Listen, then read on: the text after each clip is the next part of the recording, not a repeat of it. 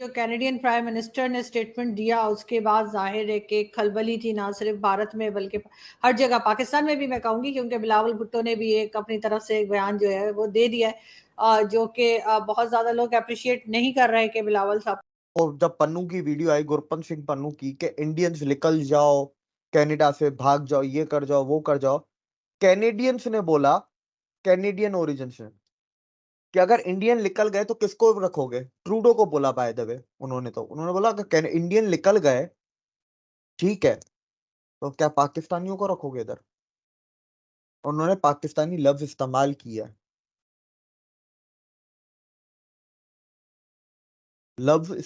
उन्होंने बोला पाकिस्तानियों को रखोगे इधर भी बम ब्लास्ट कराओगे जैसे। पर इसके प्लेन पे ड्रग्स मिली, ऑफिशियल कैनेडियन गवर्नमेंट के हेड ऑफ स्टेट के प्लेन पे ड्रग्स मिली, ये कंफर्म खबर है।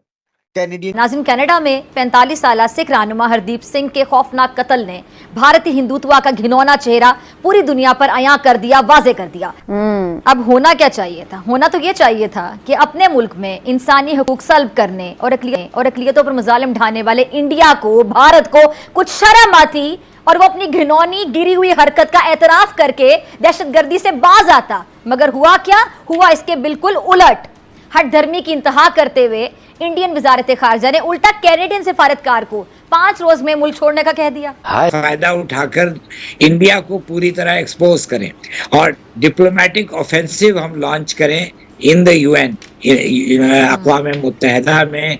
एक हमें पूरी तरह, जो कि मैं पहले भी इशारा कर रहा था, कि जितने भी सिक्योरिटी काउंसिल के परमानेंट मेंबर्स हैं उन ममालिक के नुमाइंदों को ये डोसिया दिया जाए। इसके ऊपर हमें कश्मीर का मसला उजागर करना चाहिए। G20 के इजलास में भारत ने दुनिया के बड़े बड़े ममालिक को, 20 ममालिक को बुलाकर एक इजलास किया दिल्ली में, और उसके नतीजे में नरेंद्र मोदी दुनिया को यह बताना चाह रहा था कि भारत अब एक आलमी ताकत बन चुका है और अब दुनिया में और इस खित्ते में कोई काम भारत की मर्जी के बगैर नहीं हो सकता। इंडिया इस काबिल हो गया, उसने अपने आप को इस काबिल कर दिया कि कनाडा जैसे इतने डेवलप कंट्री को उसने जवाब दे दिया कि उसने उसका सफ़ीर निकाला, इन्होंने इसका सफ़ीर निकाल दिया।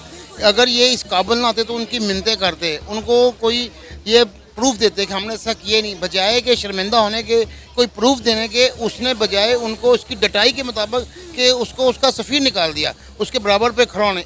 इतना इंडिया स्ट्रॉन्ग हो चुका है। ये तो उन्होंने सही कहा है, क्योंकि इंडिया वाले तो हर जगह अपनी मुदाखलत करते हैं, अपनी मनमानी करते हैं। राह के एजेंट तो वो वाकई हैं। तो ये तो एक स्टेट, अच्छी स्टेट है कि उन्होंने ये फैसला लिया कि हमारे मुल्क में हर बंदे का वही हकूक है जो इंडियन के हैं या वो वहाँ के जो रेजिडेंट्स हैं लोग कैनेडन।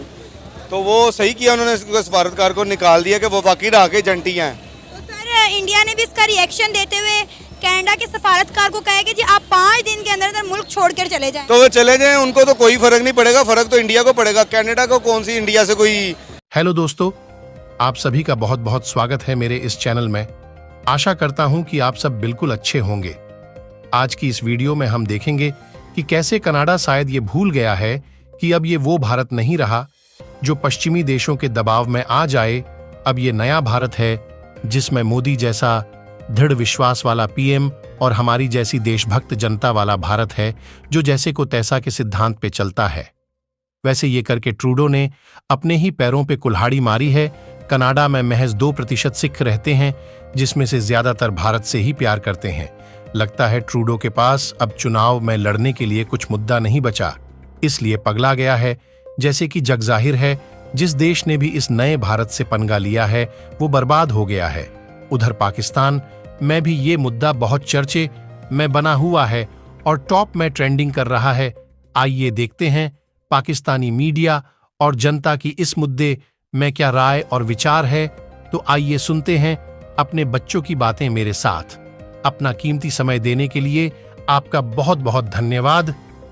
आशा करता हूं कि आपको वीडियो अच्छा लगेगा। आपसे रिक्वेस्ट है कि जितना हो सके इस वीडियो को लाइक और शेयर करें, और हम लगे हुए हैं। कनाडा में 45 साल सिख रहनुमा हरदीप सिंह के खौफनाक कत्ल ने भारतीय हिंदुत्व का घिनौना चेहरा पूरी दुनिया पर अयां कर दिया, वाजे कर दिया। अब होना क्या चाहिए था? होना तो ये चाहिए था कि अपने मुल्क में इंसानी हकूक सल्ब करने और अकलियतों पर मुजालिम ढाने वाले इंडिया को, भारत को कुछ शर्म आती और वो अपनी घिनौनी गिरी हुई हरकत का एतराफ करके दहशतगर्दी से बाज आता। मगर हुआ क्या? हुआ इसके बिल्कुल उलट। हट धर्मी की इंतहा करते हुए इंडियन वजारत खारजा ने उल्टा कैनेडियन सिफारतकार को 5 G20 के इजलास में भारत ने दुनिया के बड़े बड़े ममालिक को 20 ममालिक को बुलाकर एक इजलास किया दिल्ली में, और उसके नतीजे में नरेंद्र मोदी दुनिया को यह बताना चाह रहा था कि भारत अब एक आलमी ताकत बन चुका है और अब दुनिया में और इस खित्ते में कोई काम भारत की मर्जी के बगैर नहीं हो सकता। मगर जाहिर है कि हकीकत ये नहीं थी ना है। पाकिस्तान में एक तूफान बर्पा कर दिया गया कि जी ये जो एलामिया हुआ है उसके बाद कि एक इंडिया से लेकर यूरोप तक एक नया ट्रेड कॉरिडोर बनेगा, इसने सीपैक को दफन कर दिया, पाकिस्तान की जियोपॉलिटिक्स खत्म हो गई, पाकिस्तान की अहमियत को तबाह बर्बाद कर दिया गया, और जनाब सऊदी अरब के साथ इंडिया के ताल्लुकात कायम हो गए, और अक़वाम मुत्तहिदा और यूएई ने, एमिरेट्स ने और सऊदी अरब ने कश्मीर को भारत का हिस्सा तस्लीम कर लिया। यानी किस किस्म की शर्मनाक खुराफात पाकिस्तान में उसके बाद ये डिसइंफॉर्मेशन इसको फैलाया जाने लगा। भारत जो है वो अपने तकब्बुर में, अपनी पॉलिटिकल एरोगेंस में ये समझ रहा है कि वो पूरी दुनिया को अपनी बात मनवा सकता है, जो मनमानी कर सकता है, जो चाहता है करते फिरे, कोई उसको रोकेगा नहीं। इसलिए जब नेटो ने और यूरोप ने यूक्रेन की जंग की वजह से रूस पर इक्तिसादी पाबंदियां लगाई, और ये पाबंदियां लगाई कि रूस की गैस और तेल अब यूरोप नहीं खरीदेगा और दुनिया का कोई और मुल्क नहीं खरीदेगा, और मकसद इस पाबंदियां लगाने का यह था कि रूस को माशी तौर पर इतना नुकसान पहुंचाया जा सके कि वो यूक्रेन की जंग में अपनी जंग को तूल ना दे सके और शिकस्त खा जाए। तो भारत ने यहां पर मगरबी ममालिक और अमेरिका के साथ एक धोखा किया। वो सैंक्शंस तो नेटो ने लगाई थी रूस के खिलाफ, और मकसद यह था कि रूस का तेल दुनिया में कहीं नहीं बिकेगा। इंडिया ने यह किया कि उसने रूस का तेल सस्ते दामों खरीद कर अपने पास प्रोसेस किया अपनी रिफाइनरीज में, और उसको महंगे दामों बनाकर यूरोप को फरोख्त करना शुरू कर दिया। इससे यूरोप को दो नुकसानात हुए, नेटो को अगर हम कहें तो। एक नुकसान यह हुआ कि वो जो सैंक्शंस उन्होंने लगाई थी यूक्रेन की जंग के हवाले से रूस के ऊपर, वो तमाम सैंक्शंस बाईपास हो गई। वो बराह रास्त वो चीजें, वो तेल, वो गैस यूरोप नहीं पहुंच रही थी, लेकिन पहुंच रही थी भारत के जरिए। सो वो सैंक्शंस जो लगाई गई थी रूस के ऊपर कि उसकी तेल और गैस बिकेगी नहीं, फरोख्त नहीं होगी, वो सारी सैंक्शंस बाईपास हो गई। रूस की आमदनी में कोई कमी नहीं हुई, बल्कि उसकी तेल और गैस की आमदनी, एक्सपोर्ट बढ़ गई, क्योंकि इंडिया ने इतनी भारी तादाद में खरीदा और उसको दुनिया में आगे एक्सपोर्ट किया प्रॉफिट के साथ, महंगे दाम। और दूसरा नुकसान उसका यूरोपियन मुल्कों को यह हुआ कि वो गैस और तेल जो पहले सस्ता करेंगे, जो कैनेडियन प्राइम मिनिस्टर ने स्टेटमेंट दिया उसके बाद जाहिर है कि खलबली थी, ना सिर्फ भारत में बल्कि हर जगह, पाकिस्तान में भी मैं कहूंगी, क्योंकि बिलावल भुट्टो ने भी एक अपनी तरफ से एक बयान जो है वो दे दिया है, जो कि बहुत ज़्यादा लोग अप्रिशिएट नहीं कर रहे हैं कि बिलावल साहब को इस पे बात करनी चाहिए थी। लेकिन खैर ये भी कहा जा रहा है कि जी दो हाथियों की लड़ाई है, जैसे दो बड़ी कंट्रीज जो हैं वो आपस में बात कर रही हैं। स्टूडेंट्स के लिए भी एक एडवाइजरी जो है वो आज भारतीय गवर्नमेंट ने इशू की है। क्या देख रहे हैं आप, ये सब क्या हो रहा है, और आखिर कैनेडियन प्राइम मिनिस्टर को जो खालिस्तान के लोग हैं उनसे इतनी हमदर्दी क्यों है? देखिए आरजू जी, दो चीजें पहले अंडरस्कोर कर लीजिए। कनाडा कोई हाथी नहीं है, पहली बात। इंडिया हाथी है, चाइना हाथी है, यूएसए हाथी है, कनाडा कोई हाथी नहीं है। $1.5 ट्रिलियन की टोटल इकोनॉमी है।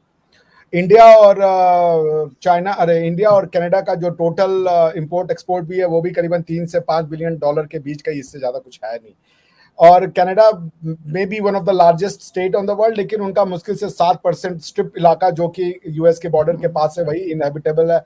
बाकी सारा जो उनका 90% इलाका है वो इनहेबिटेबल भी नहीं है, मतलब 70-80% इलाका उनका इनहेबिटेबल है भी नहीं। तो कोई हाथी नहीं है कनाडा। हाँ, कनाडा वेस्ट का एक अलाई है पर से, दैट इज ट्रू। ये तो पहली बात। तो कोई बहुत ज्यादा ट्रेड ऐसा कुछ नहीं है हमारे और कनाडा के बीच में कि ये संबंध अगर टूट जाएंगे तो बहुत नुकसान हो जाएगा। लेकिन सर बड़ी कंट्रीज में तो फिर भी शुमार होता है ना, बड़ी कंट्रीज में तो फिर भी काउंट किया जाता है कि जाहिर है एरिया वाइज है ना, एरिया वाइज है। तो वो चूंकि of course second largest country है तो, या थर्ड लार्जेस्ट होगी, तो वो मतलब it is concerned at one, but let's see. देखिए जो लोग इसमें कूद रहे हैं, पहली बात कि ट्रूडो ने ये कहा है कि दे हैव क्रेडिबल एलिगेशंस कि there is a potential link, not link, potential link between the killing of Hardeep Singh Nijjar and the government of India. ठीक है ना, उनका ये कहना है कि हम इस एंगल की तहकीकात कर रहे हैं कि निज्जर को जो मारा गया है उसको शायद गवर्नमेंट ऑफ इंडिया का संरक्षण प्राप्त है, कोई लिंक है, ऐसा वो कह रहे हैं। उन्होंने ये नहीं कहा कि इंडिया एक रोग स्टेट है, इसको आप अंतर समझिए। वो ये नहीं कह रहे हैं कि जो हरदीप सिंह निज्जर है वो क्रिमिनल नहीं था, वो ये कह रहे हैं कि हमारी धरती पे आके आप हमारे इंटरनल अफेयर्स में मुदाखलत कर रहे हैं।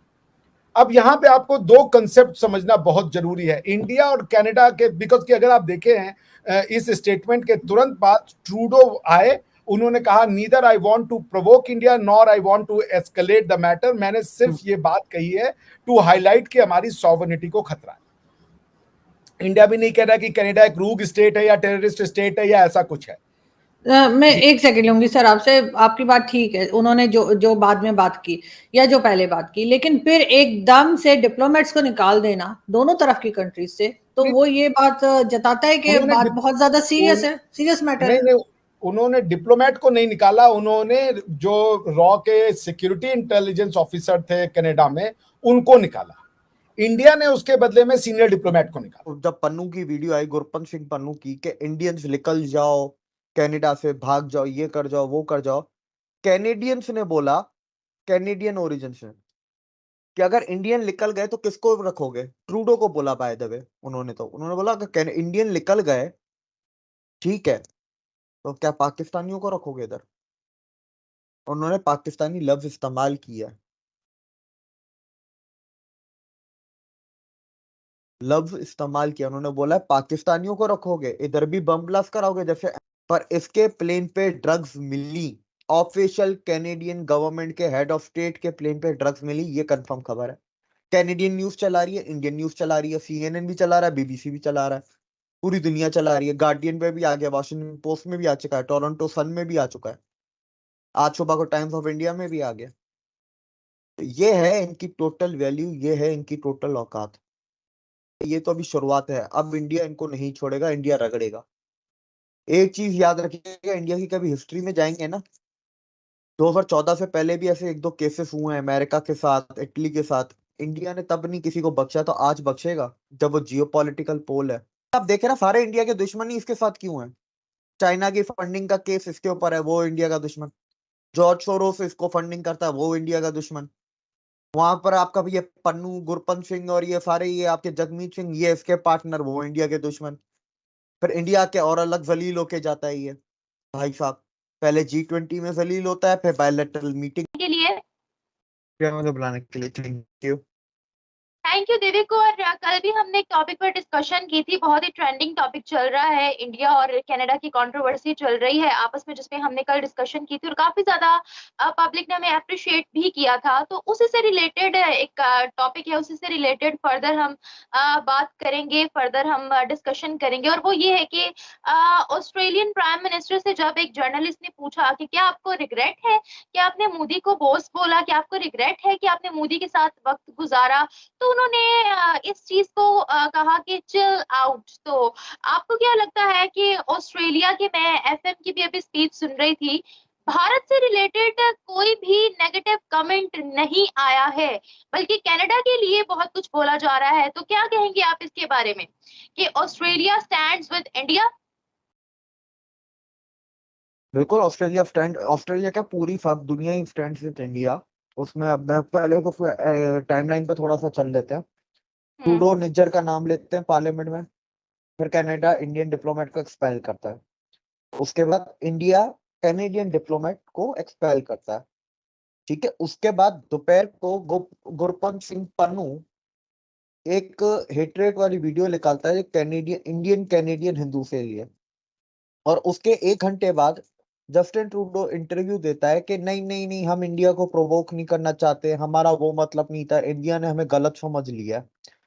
उसके 1 घंटे बाद जो ये आईस ग्रुप है 5 मुल्कों का, उसमें से 4 का बयान आ गया, ऑस्ट्रेलिया इंडिया के साथ है। वॉशिंगटन पोस्ट में खबर आई है कि अमेरिका ने तो इंडिया का नाम तक लेने से मना कर दिया, उन्होंने बोला एशियन पावर, ठीक है, उन्होंने इंडिया नहीं लिखा, उन्होंने लिखा एशियन पावर। और उन्होंने कनाडा का साथ देने से मना कर दिया। यूके बोलता है कि we won't stop trade talks with India. उसके बाद ट्रूडो की एक और फिर वीडियो आती है जिसमें वो टोन डाउन हो जाते हैं, बड़ी मासूमाना आवाज में कहते हैं कि no intent to provoke India and escalate the situation. ठीक है, अब इसके अंदर हम जाएं तो आप ये देखें कि ट्रूडो की कनाडा के अंदर तो हर कोई लगा ही रहा है वैसे बात। ठीक है ना, this is what it is. देखिए, इसको समझने की जरूरत है। इंडिया और कनाडा के बीच में एक सीरियस मिसअंडरस्टैंडिंग, कोई हम लोग दुश्मन नहीं है, misunderstanding of a concept called freedom of speech and expression को लेके है। इंडिया ये कहता है कि आपने जो ये खालिस्तानियों को अपने यहाँ पनाह दी हुई है, ये अगर सिर्फ पीसफुल प्रोटेस्ट निकालें और कहें कि इंडिया जो है वो घटिया कंट्री है और हमें खालिस्तान चाहिए, इससे हमें कोई ऑब्जेक्शन नहीं है। मगर ये खालिस्तानी में बैठ करके यदि कनिष्क के हवाई जहाज को उड़ा दें पूरा का पूरा, और अभी पंजाब में एक हिंदू जो पुजारी थे उनकी हत्या हुई थी और पुलिस ने इन्वेस्टिगेशन में इस बात का पता लगाया था कि हरदीप सिंह निज्जर जो है, जो कनाडा में था, ये उसमें उसका हाथ था। गवर्नमेंट ऑफ इंडिया ने कैनेडियन गवर्नमेंट को कहा कि ये आपके पास एविडेंसेस हैं, आप कार्रवाई कीजिए। ट्रूडो ने कार्रवाई नहीं की। पूरा मामला ये आ रहा है कि ट्रूडो कह रहा है कि हमारे यहाँ freedom of speech and expression है और इसका एब्सोल्यूट है, इसमें हम कोई भी एक्सेप्शन नहीं क्रिएट करेंगे। ये उनका कहने का मतलब है। ये वेस्ट की जो freedom of speech and expression है उसको ऐसे समझिए कि जब स्वीडन कुरान जलाता है तो वो यही कहता है कि there is a freedom of speech and expression. तो यदि बिलावल भुट्टो साहब आज आके खड़े हो गए हैं वेस्ट के freedom of speech and expression के साथ, जो उनको खड़ा होना चाहिए, तो इसका यह मतलब है कि वो स्वीडन के साथ खड़े हैं, क्योंकि स्वीडन इसी freedom of speech and expression को कहता है कि कोई एक्सेप्शन नहीं है, हम रिलीजन को भी गालियां देंगे, हम रिलीजियस बुक को भी जलाएंगे, ये हमारे यहाँ कंप्लीटली प्रोटेक्टेड है।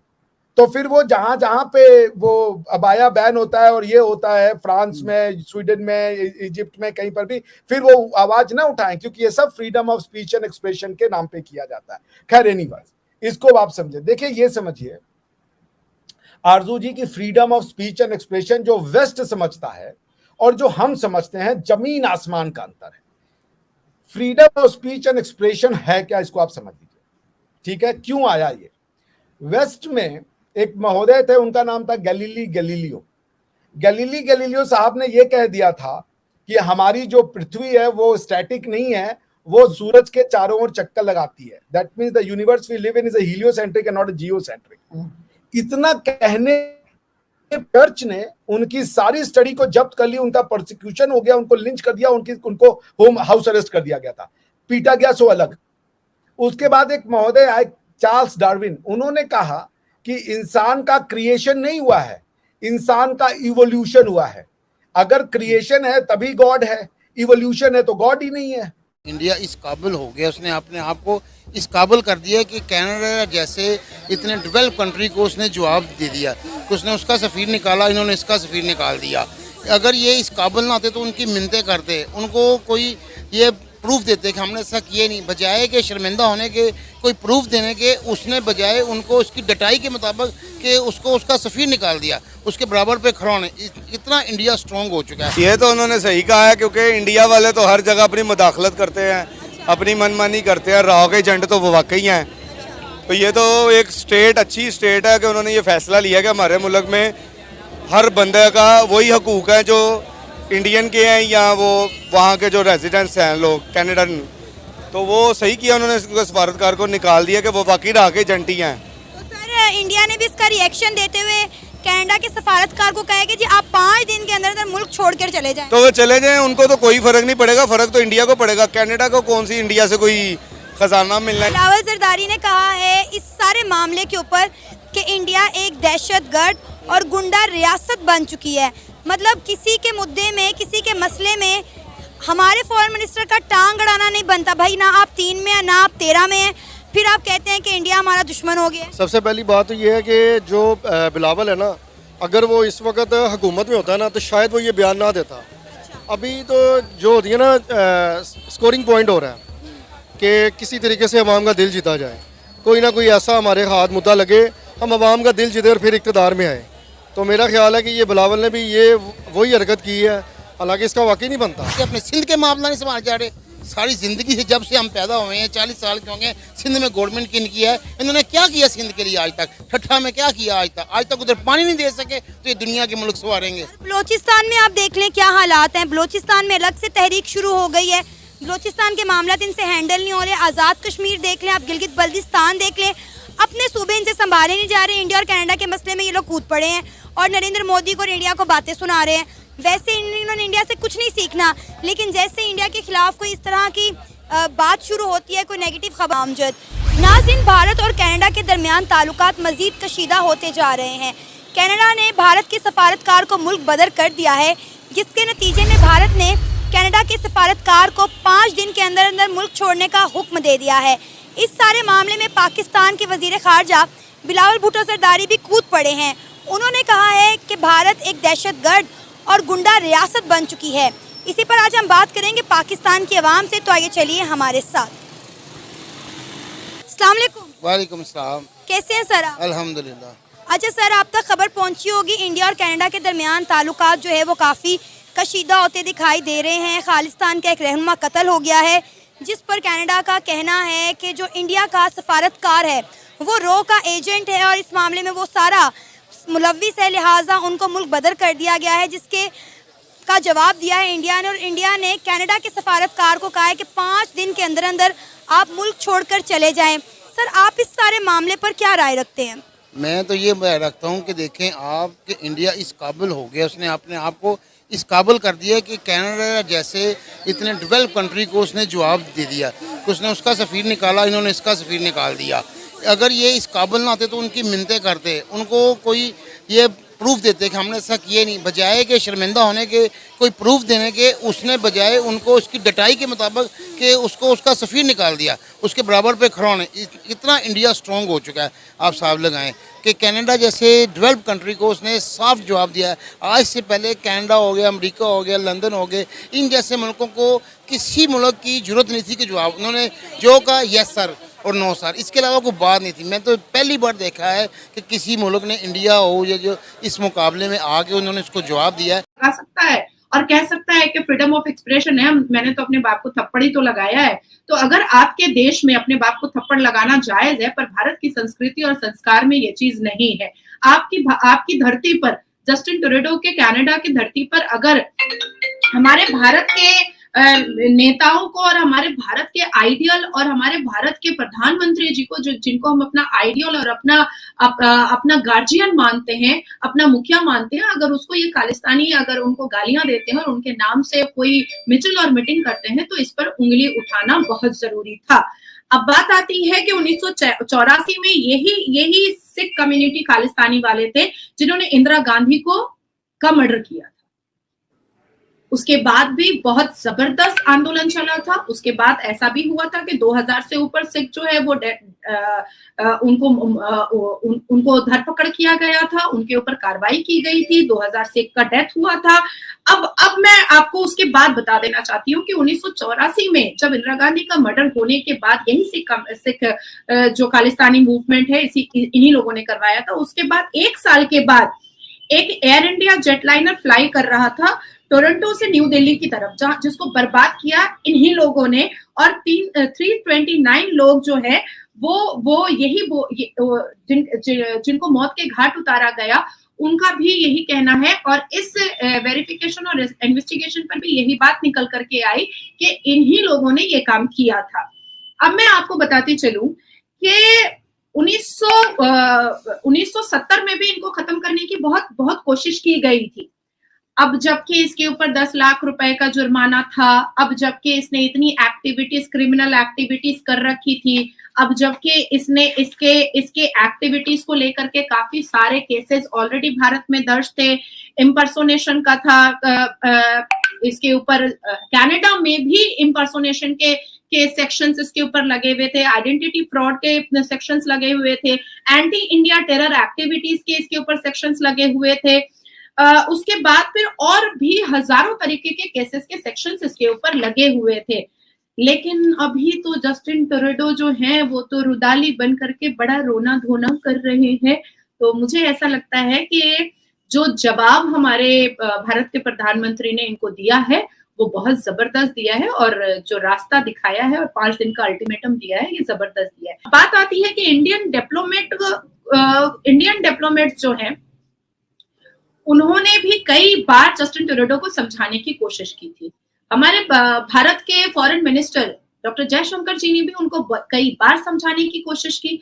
बहुत मोहब्बत भरे अल्फाज में हमारे भारत के प्रधानमंत्री जी ने G20 में उनको बहुत समझाने की कोशिश की। अगर जस्टिन ट्रूडो भी कुत्ते की दुम बनना चाहते हैं, टेढ़े के टेढ़े रहना चाहते हैं, तो उसको भी सबक सिखाना और उसको भी सही से मजा चखाना हमारे भारत के प्रधानमंत्री को बहुत अच्छे तरीके से आता है। अब मैं आपको ये बताती चलूं कि खालिस्तानियों का एक नेचर रहा है हमेशा, कि जब एक मूवमेंट हुई, जो मैंने कहा ऑपरेशन ब्लू स्टार, उसके बाद इन्होंने सोच लिया और समझ लिया कि भारत की धरती पर रह करके हम अपने मूवमेंट को आगे नहीं बढ़ा पाएंगे, तो इन्होंने कनाडा जाना स्टार्ट किया। अब कनाडा जाएं तो जाएं कैसे भैया? अब करना क्या है? अब भारत की बुराइयां करनी है, और भारत की बुराइयां करने पर सामने वाला जो है वो हमको वीजा देगा और वहां पर वर्किंग वीजा देगा, हम वहां पर काम करेंगे।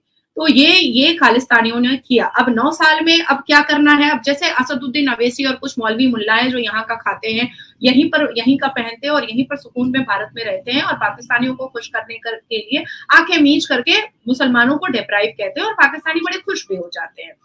तो उसी तरीके से खालिस्तानियों ने क्या किया कि पिछले 9 साल में कनाडा जाने के लिए उन्होंने मोदी जी की बुराइयां करना स्टार्ट किया, कि वहां पर सिख जो है वो बहुत डेप्राइव हो रहे हैं, सिख जो है वो वहां पर बहुत मजबूर हो रहे हैं, सिखों को उनके लीगल राइट्स नहीं मिल रहे हैं। तो इस तरीके से वहां पर कनाडा ने उन लोगों को